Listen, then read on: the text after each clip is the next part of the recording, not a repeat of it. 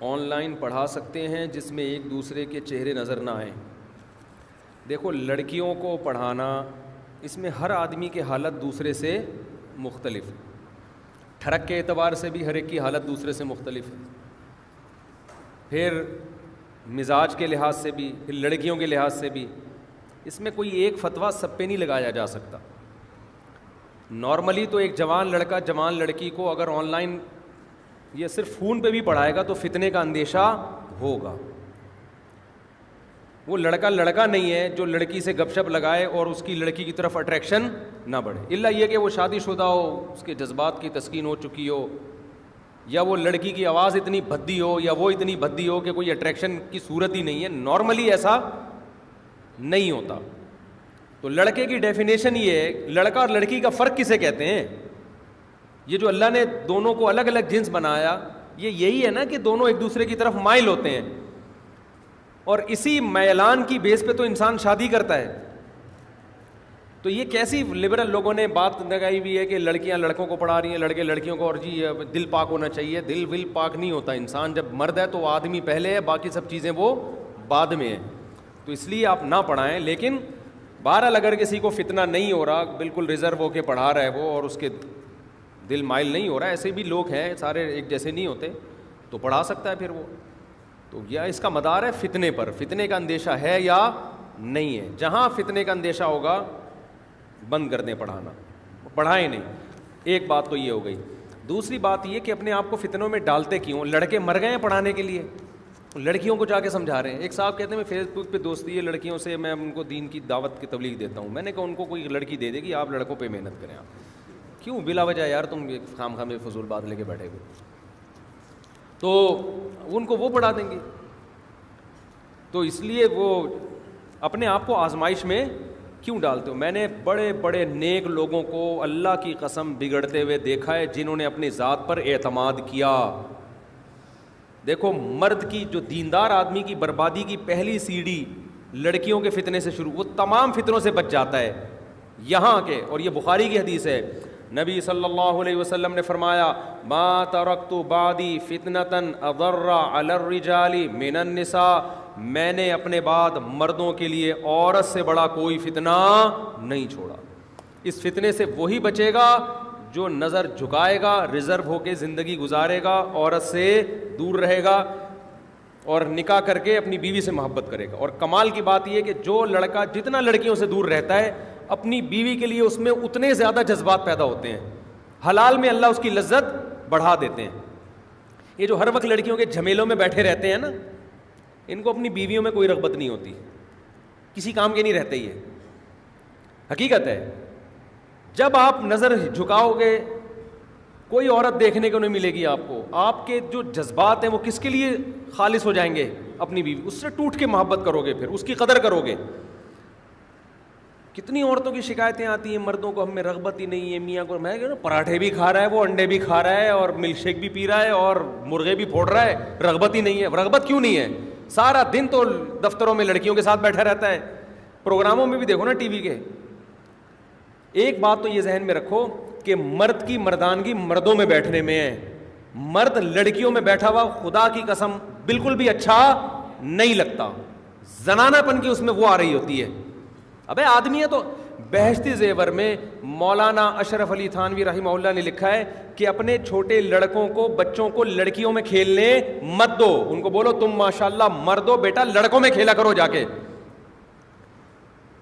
نہیں یاری بات سمجھ، میرے پاس تو ہر قسم کے کیس آتے ہیں نا، ایسے کیس آئے جو پیدا ہی ہوئے تھے، بہنیں تھیں، کزنیں تھیں، ان میں رہ رہ کے شی بن گئے وہ، حقیقت ہے، میرے پاس ایسے کیس آئے ہیں۔ ایک لڑکے نے مجھے بتایا کہ میرے اندر لڑکوں والی فیلنگ ختم ہو گئی ہیں۔ میں نے کہا کیا ہوا تھا تمہیں؟ کہہ رہے میری بہنیں تھیں، بھائی نہیں تھا، اور کزنیں تھیں، تو میں بچپن سے بہنوں میں اور کزنوں میں کھیلتا تھا۔ میرے ماں باپ نے غلطی یہ کی کہ میں لپسٹک پاؤڈر لگاتا تھا ان کے ساتھ، لڑکیوں والے کپڑے، جیسے وہ آپا کھیل رہی ہیں پہلے زمانے میں، اب جو بھی کھیلتی ہوں گی، تو جو لڑکیاں کھیلتی ہیں تو میں انہی میں وہی کھیل کھیلنا شروع، کیونکہ بھائی نہیں تھا میرا، کوئی کزن نہیں تھا۔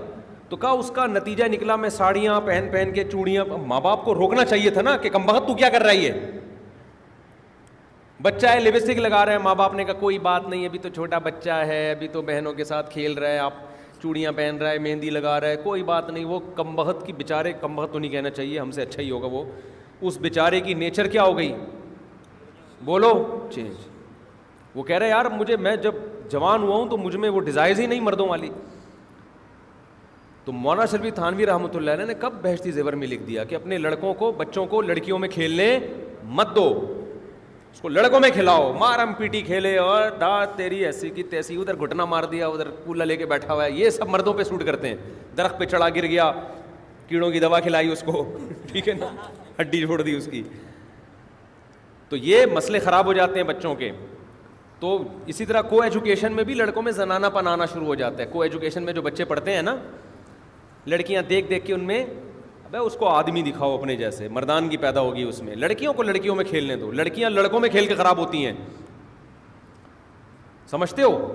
تو جو نیچر ہے اس کو تبدیل مت کرو. تو اس لیے آپ دفتروں میں بیٹھے ہو, لڑکیوں کے ساتھ نہ بیٹھا کرو. میں ابھی جہاز میں جا رہا تھا تو میری جو سیٹ تھی نا, تو وہ کوئی بڑی لبرل قسم کی کوئی ینگ خاتون میرے ساتھ بیٹھی ہوئی, میرے ساتھ نہیں بیٹھی ہوئی, یعنی وہ جو سیٹ پہ بیٹھی ہوئی ان کی سیٹ کے ساتھ میری سیٹ. تو بالکل ان کے بال کھلے ہوئے اور عجیب سا لباس انہوں نے پہنا ہوا. اب میری سیٹ بالکل ان کے ساتھ, میرے ساتھ میرا ایک شاگرد بھی تھا. تو مجھے یہ نہیں تھا کہ میں یہاں بیٹھ جاؤں گا تو مجھے کوئی فتنہ ہوگا. اب تو ہم ایک عمر بھی ہوتی ہے نا انسان کی, صحیح ہے نا, ٹین ایجز تھوڑی ہیں ابھی ہم.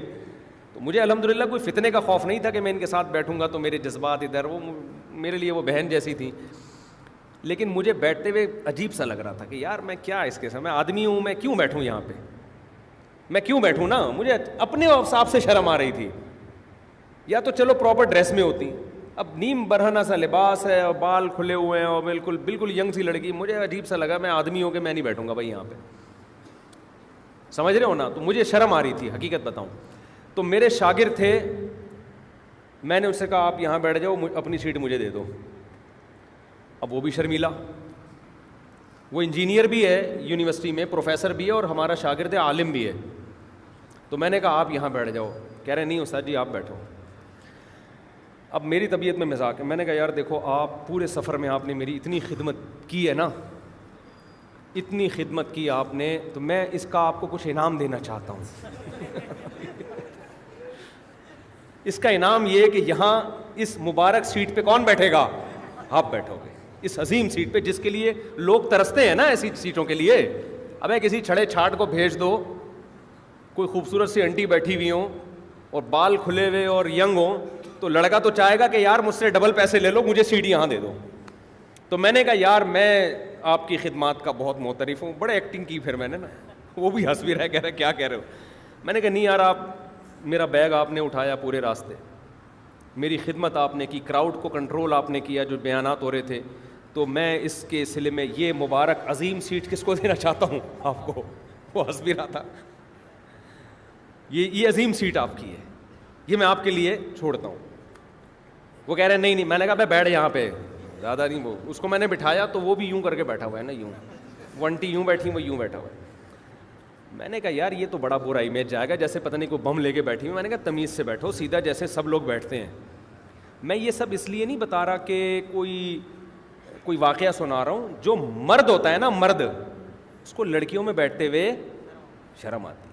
سمجھتے ہو کہ نہیں سمجھتے, اس کو شرم. آپ مردوں میں بیٹھو, ہے کوئی داڑھی والا بیٹھا ہو, کیا خیال ہے, یا کوئی داڑھی والا نہ بھی ہو, آدمی ہو نا, یا کوئی انٹی بھی ہو تو آپ کی ماں جیسی ہو, کوئی ماں جیسی ہو, کوئی بوڑھی خاتون ہو, تو چلو یار اپنی ماں کی جگہ ہے, ٹھیک ہے نا. بالکل ینگ لڑکی بیٹھی ہوئی ہے, ہمیں تو عجیب سا محسوس ہو رہا ہوتا ہے کہ یار مجھے مردان, یہ اس کو مجھے نہیں اچھا لگتا یہ. تو وہ بیٹھا نا یوں کر کے, میں نے اس کو سیدھا کیا نا, یوں, ابے یوں ہو جا, تو تمیز سے بیٹھ. یہ برا اثر پڑتا ہے نا کہ پتہ نہیں وہ اگلا وہ لڑکی سمجھے گی کہ پتہ نہیں کیا یہ نفرت کر رہا ہے مجھ سے, یا کچھ زیادہ ہی اس کو فتنے کا اندیشہ ہو گیا ہے. تو بھائی تمیز سے منہ ادھر کر کے بیٹھ جاؤ جیسے سب بیٹھے ہوئے. خیر اس انٹی کو ہی خیال ہوا, لڑکی کو تھوڑی دیر میں وہ کسی بہانے سے اٹھ کے دوسری سیٹ پہ بیٹھ گئی جا کے. اس نے سیٹ ہی چینج کروا لی. اس کو اندازہ ہوا ہوگا یہ یوں کر کے جو بیٹھا ہوا ہے نا, یہ کچھ اس کی تو اچھا نہیں گیا, یہ امیج اچھا نہیں ہے. آپ بیٹھو تو آپ نارمل بیٹھو, جیسے زیادہ تقویٰ کیوں دکھا رہے ہو بھائی, کہ جیسے ہمیں یہ کیوں شو کر رہے ہو کہ ہمیں نفرت ہے. ریزرو رہو, جیسے سب بیٹھے ہوئے ایسے بیٹھ جاؤ آپ. تو خیر کہاں سے بات چل رہی تھی, وہ ایک مولانا صاحب تھے, اسمبلی کے ممبر تھے, غالباً مولانا غوث ہزاروی رحمۃ اللہ علیہ تھے. تو وہ کہیں جا رہے تھے مری سفر پہ, تو ان کی ساتھ کی سیٹ خالی تھی. اب بالکل کوئی ینگ لڑکی آ کے ان کے ساتھ بیٹھ گئی. اب ان کو تھوڑی شرم آئی کہ یار میں مولوی آدمی, بالکل ہی ایک جوان لڑکی میرے ساتھ بیٹھ گئی ہے. تو ان کو تھوڑی شرم آئی, اب اس کو ہٹائیں کیسے کہ بھئی آپ اپنی اسی سیٹ پہ جا کے بیٹھیں, کیسے ہٹائیں. تو انہوں نے اس سے بات چیت شروع کر دی, محترمہ آپ کہاں جا رہی ہیں؟ اس نے کہا میں مری جا رہی ہوں. اس نے کہا آپ کہاں جا رہے ہیں؟ انہوں نے کہا میں بھی مرا جا رہا ہوں. وہ فوراً اٹھ کے چلی گئی, فوراً اپنی سیٹ چینج کر لی اس نے. سمجھ میں آئی بات؟ اچھا خیر, تو خلاصہ یہ نکلا, آدمیوں میں رہا کرو, آدمیوں میں کھیلا کرو. آپ کے لیے اللہ نے صرف آپ کی بیوی کو بنایا, بس. کزنوں میں نہیں کھیلا کرو جا کے, زنانے میں گھسرا ہوتا ہے. اب تو شادیوں میں کو ہو گیا, پہلے تو لڑکیاں الگ, تو جو لڑکا تمبو سے جھانک رہا ہوتا تھا نا اور زنانے میں گھسرا ہوتا تھا, وہ گندا لڑکا کہلاتا تھا. آدمیوں والے کھیل کھیلو, آدمیوں میں رہو, اس سے مردانگی پیدا ہوگی تمہارے اندر, سمجھتے ہو؟ جو عورتوں میں رہتا ہے وہ آدمی میں ہی سے آہستہ آہستہ شی پنا اس میں آنا شروع ہو جاتا ہے, شی پنا آنا شروع ہوتا ہے. ہاں, بیوی ایک ایسی نعمت ہے کہ اس کے ساتھ رہنے سے شی پنا نہیں آتا, اپنے ہی ہونے کا احساس اور زیادہ بڑھ جاتا ہے. یہ صرف اللہ نے یہ رشتہ ایسا بنایا ہے. اس لیے عزت دار آدمی اگر اللہ نے اس کو گنجائش دی ہے تو جہاں سفر کرتا ہے اپنی بیوی کو ساتھ لے کے جاتا ہے. سمجھتے ہو نا؟ اس سے اس کی عزت بھی ہوتی ہے, ایک احساس بھی ہوتا ہے کہ بھائی میں شادی شدہ آدمی ہوں. چھڑے چھاٹ بیویوں کو چھوڑ کے سفروں پہ اکیلے نکل جانا یہ شریف لوگوں کا طریقہ نہیں ہے, الا یہ کہ وسائل ہی نہیں ہے تو ایک الگ بات ہے.